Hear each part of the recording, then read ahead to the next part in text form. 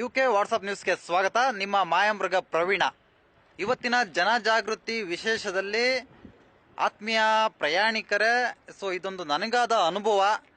ಅದೇ ನಿಮ್ಮ ಮಾಯಾಮೃಗ ಪ್ರವೀಣದ ಅನುಭವ ಏನಂತ ಹೇಳಿದ್ರೆ, ಇವತ್ತು ನಿನ್ನೆ ನೈಟು ಆನಂದಪುರದಿಂದ ಬೆಂಗಳೂರಿಗೆ ಪ್ರಯಾಣ ಮಾಡ್ತಾ ಇದ್ದೆ. ಇನ್ನೇನು ಬೆಂಗಳೂರು ಬಂದೆ, ತಲುಪ್ತೆ ಅನ್ನೋಷ್ಟರಲ್ಲಿ ನನ್ನ ಮೊಬೈಲು ಮಿಸ್ ಆಯಿತು. ತಲೆ ಕೆಡ್ಸ್ಕೊಬಿಟ್ಕೊಂಡೆ, ಎಲ್ಲಿ ಹೋಯ್ತು ಏನಪ್ಪ ಅಂತ ಹೇಳ್ಬಿಟ್ಕೊಂಡು. ಒಂದು 2 ನಿಮಿಷ ಯೋಚನೆ ಮಾಡಿದೆ. ಅವಾಗ ಬಸ್ಸಲ್ಲಿ ಮಿಸ್ ಆಗಿರೋದು ನೆನಪಿಗೆ ಬಂತು. ತಕ್ಷಣ ಯಾರೋ ಮುಖಾಂತರ ಬಸ್ಸಲ್ಲಿ ಹೋಗ್ಬಿಟ್ಕೊಂಡು ಅಲ್ಲಿ ಟೂರಿಸಮ್ಗೆ ಹೋಗಿ ನಂಬರ್ ತಗೊಂಡು ಡ್ರೈವರ್ನ ಕಾಂಟ್ಯಾಕ್ಟ್ ಮಾಡಿದಾಗ ಮೊಬೈಲ್ ಇದೆ ಅಂತ ಹೇಳಿದ್ರು. ನಂಗೆ ಅವಾಗ ಸಖತ್ ಖುಷಿ ಆಯಿತು. ಏನಪ್ಪ ಇದು, ಈ ಒಂದು ದಿನದಲ್ಲಿ ಇಷ್ಟೊಂದು ಕೆಟ್ಟ ಜನರದಲ್ಲಿ ಇಂಥ ಒಳ್ಳೆಯವರು ಇದ್ದಾರೆ ಅಂತೇಳಿ ಸಖತ್ ಖುಷಿ ಆಯಿತು.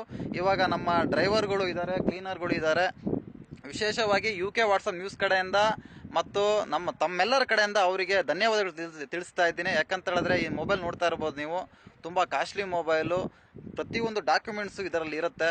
ಅದಕ್ಕೆ ಅವರು ಕೊಟ್ಟಿದ್ದಾರೆ. ದಯವಿಟ್ಟು ಅವ್ರಿಗೆ ಧನ್ಯವಾದಗಳು ತಿಳಿಸ್ತಾ ಇದ್ದೀನಿ. ನೀವು ಅಷ್ಟೇ ಅವರಿಗೆ ಒಂದು ಶುಭ ಕೋರಿ. ಇದ್ದಾರೆ ಅವ್ರನ್ನ ಮಾತಾಡ್ಸೋಣ ಬನ್ನಿ. ಯಾವ ರೀತಿ ಅವರ ಜನರಿಗೆ ಯಾವ ರೀತಿ ಸ್ಪಂದನೆ ನೀಡ್ತಾ ಇದ್ದಾರೆ ಅವ್ರ ಬಾಯಲ್ಲೇ ಕೇಳೋಣ. ಸರ್, ನಿಮ್ಮ ಹೆಸರು? ಸರ್, ನಾಸೀರ್ ಅಹಮದ್ ಅಂತ. ಸರ್ ಹೇಳಿ ಸರ್. ಇವಾಗ ಒಂದ್ ಸೆಕೆಂಡ್, ನಂಗೆ ತುಂಬಾ ಖುಷಿ ಆಯ್ತು ಮೊಬೈಲ್ ಕೊಟ್ಟಿರೋದಕ್ಕೆ ತಾವು. ಓಕೆ, ಅದಕ್ಕೆ ಹೃತ್ಪೂರ್ವವಾದ ವಂದನೆಗಳು, ಧನ್ಯವಾದಗಳು. ಸರ್ ಹೇಳಿ ಸರ್, ಎಷ್ಟು ಜನ ಈ ರೀತಿ ನೀವು ಸಪೋರ್ಟ್ ಮಾಡಿದ್ದೀರಾ, ಹೆಲ್ಪ್ ಮಾಡಿದ್ದೀರಾ? ಈ ತರ ಒಂದು 2-3 ತರ ಕೇಸ್ ಆಗಿದೆ ನಮ್ಮಲ್ಲಿ. ಮುಂಚೆ ವಿಆರ್ಎಲ್ ನಾನು 5 ವರ್ಷ ಇದ್ದೆ.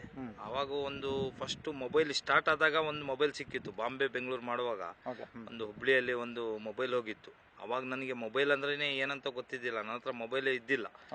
ಒಬ್ರು ಯಾರ ಬಂದು ಮೊಬೈಲ್ ನಮ್ದು ಹೋಗಿದೆ ಅಂತ ಹೇಳಿದ್ರು. ಸೀಟಲ್ಲಿ ಹುಡುಕ್ದೆ, ಮೊಬೈಲ್ ಸಿಕ್ತು. ಅವ್ರದ್ದು ಅದೇ ತರ ನಾನು ಆಫೀಸಲ್ಲಿ ಹೋಗಿ ಕೊಟ್ಟೆ, ಸರ್ ಮೊಬೈಲ್ ಸಿಕ್ಕಿದೆ ಇದು ನೋಡಿ ಅಂತ. ಅವಾಗಿಂದು ಕಾಸ್ಟ್ಲಿ ಮೊಬೈಲ್ ಅದು.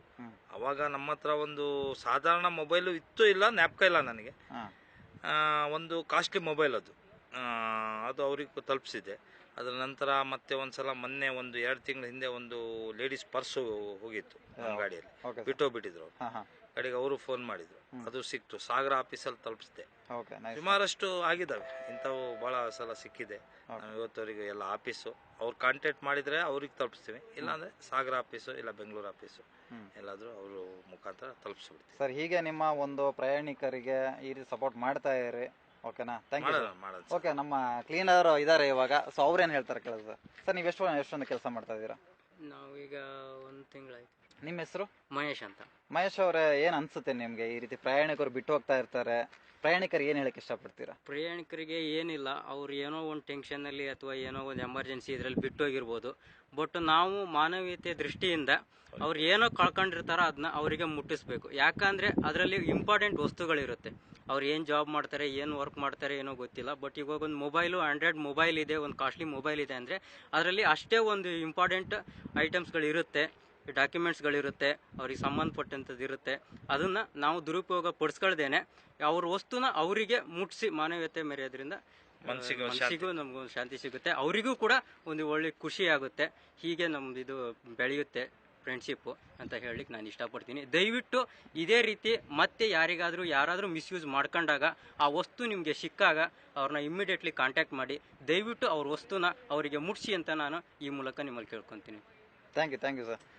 ನೋಡಿದ್ರಲ್ಲ ಆತ್ಮೀಯ ಸ್ನೇಹಿತರೆ, ಪ್ರಯಾಣಿಕರೇ, ಹಾಗಂತ ಬಿಡ್ಕೊಂಡು ನಿಮ್ಮ ಪ್ರಯಾಣದ ಬಗ್ಗೆ, ನಿಮ್ಮ ವಸ್ತುಗಳ ಬಗ್ಗೆ ಸ್ವಲ್ಪ ಜಾಗೃತಿ ಇರಲಿ, ಹುಷಾರಾಗಿರಿ. ಯಾವಾಗ ನಮ್ಮ ನಿಜಾರ್ ಅವರು ಆಮೇಲೆ ಮಹೇಶ್ ಅವರು ಇರ್ತಾರೋ ಅಂಥವ್ರು ಇದ್ದಾಗ ನಮಗೆ ಖಂಡಿತವಾಗಿ ಆ ವಸ್ತು 100% ಸಿಕ್ಕೇ ಸಿಗುತ್ತೆ. Okay, once again thank you ಅಂತ ಹೇಳಕ್ಕೆ ಇಷ್ಟಪಡ್ತೀನಿ. ನೋಡ್ತಾ ಇರಿ ಯುಕೆ ವಾಟ್ಸಪ್ ನ್ಯೂಸ್. ಇದು ನಿಮ್ಮಿಂದ ನಿಮಗಾಗಿ, ನಿಮಗೋಸ್ಕರ. Thank you.